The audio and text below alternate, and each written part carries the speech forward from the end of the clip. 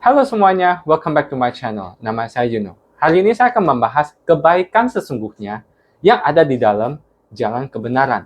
Oke, untuk video sebelumnya saya ada membahas di jalan kebenaran apa yang dimaksud dengan kebahagiaan sesungguhnya. Jadi jika kita menjalani hidup sesuai dengan jalan kebenaran, maka kita bisa mendapatkan kebahagiaan sesungguhnya, yaitu ketenangan dan kedamaian batin.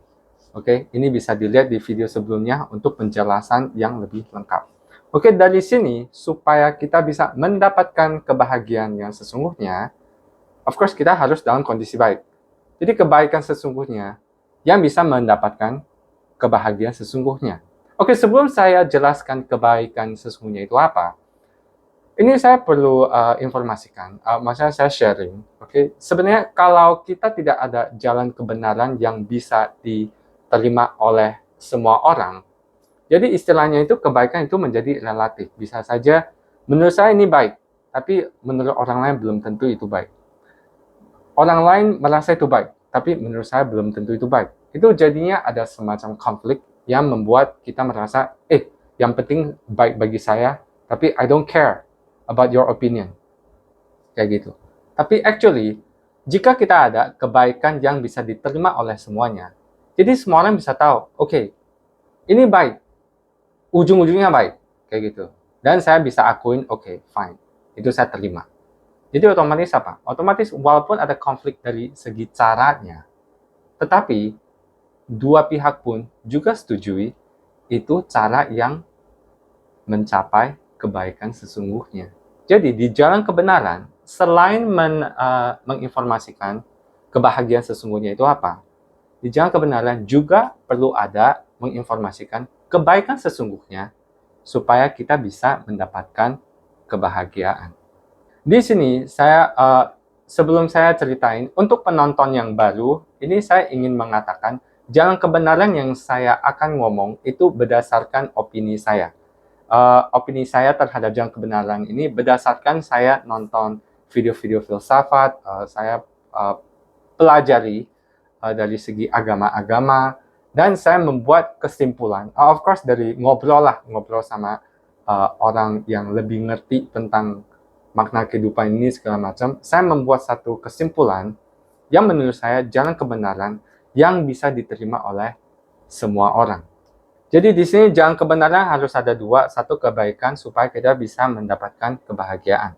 Oke, nah itu apa aja? Jalan kebenaran adalah kita melatih diri menjadi orang baik dan mendapatkan kedamaian dan ketenangan batin.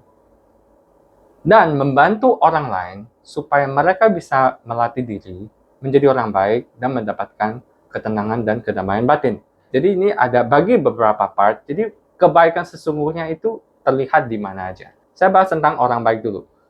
Oke, orang baik baru bisa bahagia. Oke, jadi orang baik sama dengan orang yang bahagia. Oke, berarti orang baik pasti ada ciri khas yang membuat mereka selalu bahagia. Itu apa aja? Jadi orang baik itu ada 4 ciri khasnya. Yang satu, mereka pasti pikirannya benar. Karena kenapa? Karena mereka tahu, dengan pikiran benar, mereka tahu mana yang benar, mana yang salah, mana yang baik, mana yang buruk. Jadi mereka bisa memilih informasi-informasi yang baik untuk mereka supaya bisa bahagia. Nah, yang kedua, ciri khas kedua itu kontrol perasaan. Supaya kita bisa memilih pengetahuan-pengetahuan ini atau informasi yang di dalam otak kita ini, kita harus dalam kondisi tenang. Oke. Dan supaya kita bisa tenang, kita harus mengkontrol perasaan kita. Gitu. Baru kita bisa memilih secara objektif. Kayak gitu. Oke. Jadi yang kedua kontrol perasaan. Yang ketiga adalah penuh dengan keinginan baik. Jadi keinginan baik ini, of course lah ya, orang baik pasti ada keinginan baik. Tapi itu memang ciri khasnya. Keinginan baik ini yang akan mendorong orang yang untuk melakukan segala hal yang demi kebaikan diri sendiri maupun orang lain. Oke, itu supaya bisa mengkontrol perasaan, perlu ada keinginan. Dan keinginan untuk mengkontrol perasaannya dia, itu menjadi keinginan baik. Sama juga pikiran benar. Supaya bisa mengumpulkan informasi-informasi atau pengetahuan, perlu ada keinginan untuk mencari tahu. Dan keinginan ini menjadi keinginan baik, yang tujuannya untuk mendapatkan kebahagiaan yang sesungguhnya. Oke, jadi keinginan baik ini yang mendorong untuk orang baik melakukan kebaikan. Jadi yang keempat, itu apa ciri khasnya? Yaitu melakukan tindakan baik. Oke, nah melakukan tindakan baik dari kebiasaan sehingga natural. Ini penting karena kenapa? Orang baik, mereka lakukan sesuatu itu menjadi tindakan baik. Oke, jika memang demi keinginan baik. Of course, tindakan itu menjadi baik. Nah, tetapi melakukan sekali dua kali itu nggak cukup. Berarti di luar satu dua kali, berarti dia lakukan apa? Apakah lakukan hal yang buruk? Yes and no ya, tergantung konteksnya.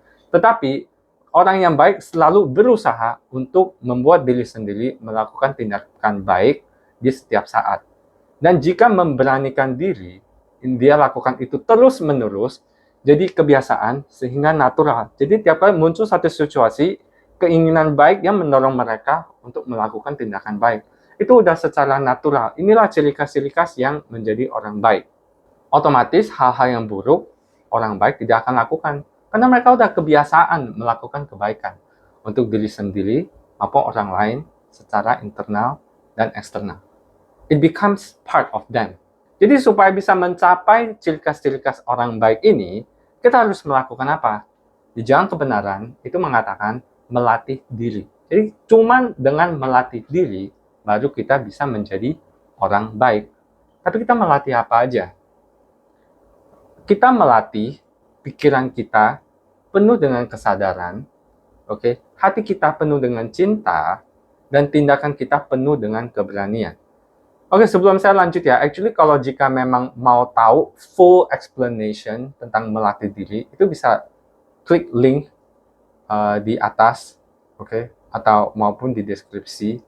Itu link dari video untuk penjelasan lengkap tentang melatih diri. Oke, itu di video-video saya sebelum-sebelumnya.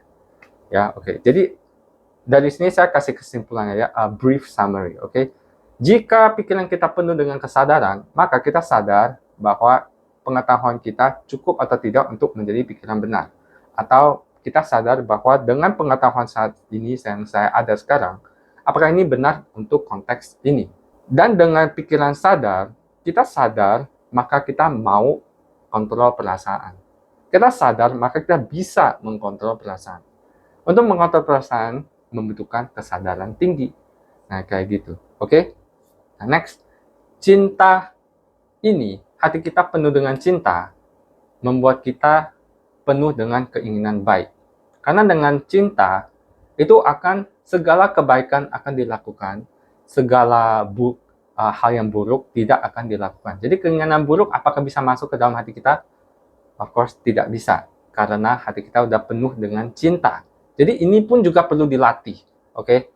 Nah, terus yang ketiga, segala hal penuh dengan kesadaran, keinginan penuh dengan cinta, ini akan jadi omongan kosong kalau kita tidak lakukannya. Justru itu yang ketiga, tindakan penuh dengan keberanian. Walaupun ini di yang ketiga, tapi sebenarnya tiga hal ini harus dilatih berbarengan.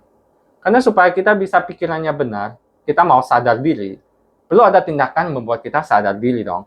Kayak gitu. Ini tindakan, maksudnya tindakan internal kita. Kalau kita tidak ada tindakan untuk sadarkan diri, maka kita tidak akan sadar gitu kan. Maksudnya begitu. Jadi untuk supaya kita bisa melakukan kebaikan, kita perlu lakukanlah. Untuk melakukan, kita butuh keberanian. Nah, bagusnya jika kita keberanian itu makin tinggi, maka untuk membuat kita melakukan kebaikan, itu akan terus-menerus dilakukan. Dari kebiasaan sehingga natural. Nah, kayak gitu. Jadi, untuk kebaikan sesungguhnya, in essence-nya, itu adalah segala hal yang bisa membuat kita melatih diri menjadi orang baik. Nah, itu kebaikan yang sesungguhnya. Karena dengan itu, kita baru bisa mendapatkan ketenangan dan kedamaian batin. Oke, saya ngomong satu hal ya. Kenapa melatih diri itu baik? What happens if saya nggak usah melatih diri deh? Segala hal yang membuat saya tenang, saya tetap mendapatkan kebahagiaan sesungguhnya. Yes and no, tergantung konteks. Saya kasih contoh nih ya. Contoh kamu lagi stres karena mungkin khawatir gitu. Kamu lagi stres, terus di jalan kebenaran, kebahagiaan itu tenang dan kedamaian batin. Supaya saya bisa tenang kembali, saya main game. Contohnya gitu, saya main game. Saya main game, dan pada saat kita main game, tenang kan? Ya tenang, sambil main game, casual game, tenang. Saya nggak memikirkan kekhawatiran saya yang sebelumnya pada saat saya main game. Masalahnya, setelah kamu tidak main game, what happened? Pada saat kamu memikirkan hal yang sama, apakah kekhawatiran kamu akan hilang? Kemungkinan besar tidak. Karena saat itu kamu cuma escape. Jadi main game itu sebagai escape untuk supaya kamu bisa tenang sesaat. When actually, ketenangan, kebahagiaan yang sesungguhnya, itu mau ada itu, nggak ada itu, tetap kita tenang. Kayak gitu. Jadi, kebaikan sesungguhnya itu harus melatih diri supaya walaupun ada itu, kita tetap tenang. Walaupun tidak ada itu, kita tetap tenang. Jadi kita melatih diri supaya hal-hal yang membuat kita khawatir, kita bisa kontrol perasaan kekhawatiran itu sehingga kecil dan mencapai ketenangan dan kedamaian batin. Jadi kebaikan sesungguhnya itu adalah melatih diri.